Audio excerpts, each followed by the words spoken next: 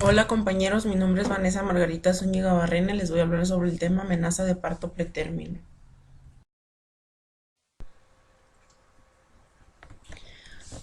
Ok, la amenaza de parto consiste en la presencia de contracciones uterinas cuando la mujer se encuentra en periodo de gestación. Estas se considera amenaza de parto pretérmino porque este periodo ocurre desde la semana 23 hasta antes de la semana 37 de gestación. Por eso es que se llama pretérmino, porque su característica es que va a suceder siempre antes de las 37 semanas de gestación.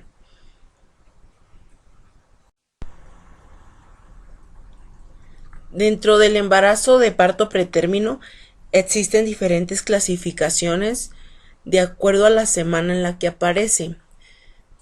Como lo mencioné en la diapositiva pasada, ocurre antes de la semana 37. Sin embargo, hay casos en el que la amenaza de parto pretérmino es mucho antes de esta semana. Por ejemplo, existe el parto pretérmino de prematuridad media.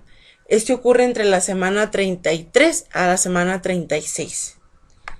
Después seguimos con el parto pretérmino de gran prematuridad. Este ocurre entre la semana 28 a la semana 32. También existe el parto pretérmino de extrema prematuridad. Este consiste en que ocurre antes de la semana 28. También está el parto pretérmino espontáneo, que ocurre por la presencia de contracciones seguidas, por la dilatación, y es cuando la mujer pues ya no puede sostener dentro de su útero el bebé. El parto pretérmino inducido, pues este consiste en más que nada el médico que induce para que ocurra un parto. En fisiopatología vamos a ver que el hipotálamo decide qué hormonas libera la glándula pituitaria. En este caso, la hormona que se libera es la hormona de oxitocina. Esto va a producir diferentes reacciones en el cuerpo que se los voy a explicar ahora mismo. Mediante la liberación del hipotálamo que le da la señal a la glándula pituitaria que se libere la hormona de oxitocina, ocurre una inflamación decidual, seguido de otra inflamación amniocoriónica. Después de esto ocurre una distensión uterina, provocando después una hemorragia decidual. ¿Esto qué hace? Esto activa una vía final común. Esta vía final común es la que se da normalmente en el parto fisiológico, que va en orden durante las contracciones. Sin embargo, aquí ocurre un desprendimiento de membrana y pues también de decidua, que lo que genera que se inicien las contracciones. Recordemos que pues la oxitocina es para generar que se eleven las contracciones uterinas, hablando en gine. Esto provoca una modificación del cervix y por tanto desencadena el parto pretérmino o la amenaza de parto pretérmino. Existen factores que influyen para que sea una mujer gestante predispuesta a que le ocurra una amenaza de parto. En este caso se dividen en tres: factores maternos, factores ovulares y hábitos que tenga la mamá. En factores maternos pues destacan las malformaciones uterinas, si la mamá tiene algún tumor, infecciones. Este punto es muy importante porque es uno de los principales que puede desencadenar la amenaza de parto pretérmino. Alguna enfermedad que tenga la madre, que puede ser endocrina, metabólica, alguna cardíaca, hablando de hipertensión, que es tan delicado para las mamás que sufran alguna enfermedad de hipertensión. En factores ovulares, pues cuando mujer ya tuvo un embarazo múltiple, multigesta, eh, que es predispuesta genéticamente a que sus bebitos tengan malformaciones congénitas. Y hablando de hábitos, pues es lo que todo mundo conoce: el tabaco, el alcohol y las drogas. Para concretar un poco por qué sucede el parto pretérmino, encontré que existen tres maneras de que se presente. El primero es el iatrogénico, que este ocurre por una indicación médica, que es para finalizar el embarazo antes del término. Como ya les mencioné antes, en los factores influyen las enfermedades que tenga la mamá.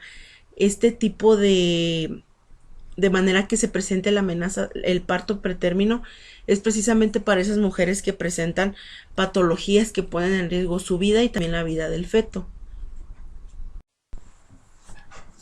Existe una amenaza de parto considerada como ruptura prematura de membranas, que es lo que les expliqué, lo más lógico que la medicina da. La fisiopatología que les expliqué al principio es esto, de la rotura prematura de membrana, que se difiere desde el hipotálamo, llega la señal hasta que ocurre el embarazo pretérmino. También encontré que existe un tercero, que es el idiopático, el cual pues no tenía alguna causa aparente o conocida, que simplemente pues ocurría. Cuando una mujer presenta alguna amenaza de parto pretérmino, lo primero que vas a diferenciar van a ser las contracciones uterinas, porque van a estar presentes. Van a comenzar con una cada 10 minutos. Después se van a poder prolongar con 4 cada 20 minutos y 6 cada hora. Vas a diferenciar también que la dilatación del cérvix es igual o mayor a 2 centímetros. Y el borramiento cervical puede ser igual o mayor a 70%. Esto es lo principal que uno debe de revisar y de estar alerta de que puede ser un embarazo pretérmino. En cuanto a manifestaciones, pues va a ocurrir una hemorragia decidual, va a ocurrir una inflamación también, igual en la decidua y amniocoriónica.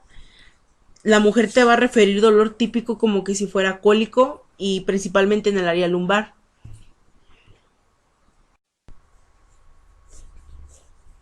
Como método diagnóstico tenemos prueba de fibronectina. Esta consiste en la revisión de la fibronectina que existe. La fibronectina es una proteína que está y que permite el adherimiento del útero para que no se desprenda y ocurra un sangrado y una contracción. Sin embargo, cuando esta concentración de fibronectina disminuye, el riesgo incrementa de que ocurra un embarazo pretérmino. También existe la amniocentesis, la ecografía transvaginal. La ecografía transvaginal es principalmente para revisar qué tan dilatado se encuentra el borramiento, la dilatación de la paciente. Recuerden que es muy importante, es uno de los signos y síntomas que tenemos que estar checando. Y la cardiotocografía, pues para estar monitorizando al feto. El tratamiento médico consiste en farmacológico y no farmacológico. El farmacológico pues precisamente consiste en tocolíticos, corticoides, esteroides y antibióticos, mientras que el no farmacológico consiste en reposo e hidratación.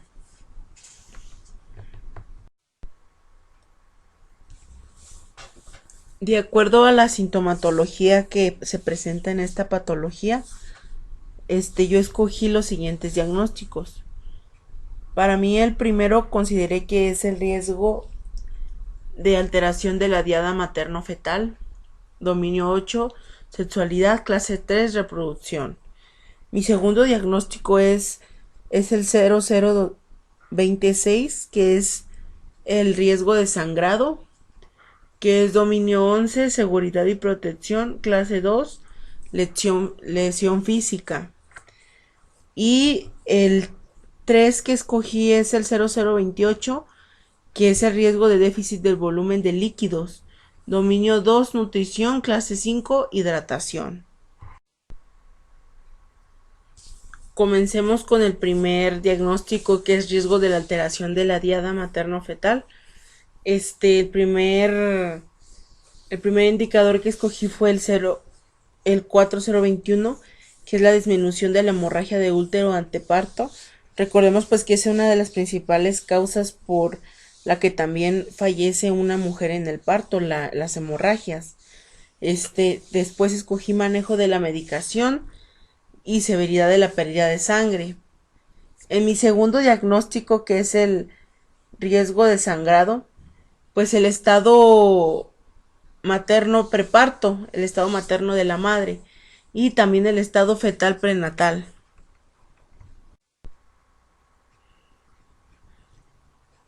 Y en mi tercer diagnóstico, que es el riesgo de déficit del volumen de líquidos, escogí el equilibrio hídrico y la hidratación.